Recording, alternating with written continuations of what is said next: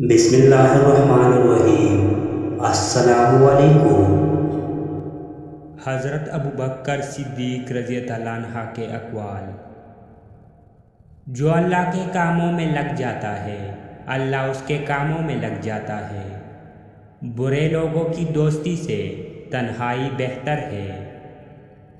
اے لوگو، اللہ تعالیٰ نے تمہارے لیے جو آگ جلائی ہے اٹھو اور اسے نماز کے ذریعے بجھا دو۔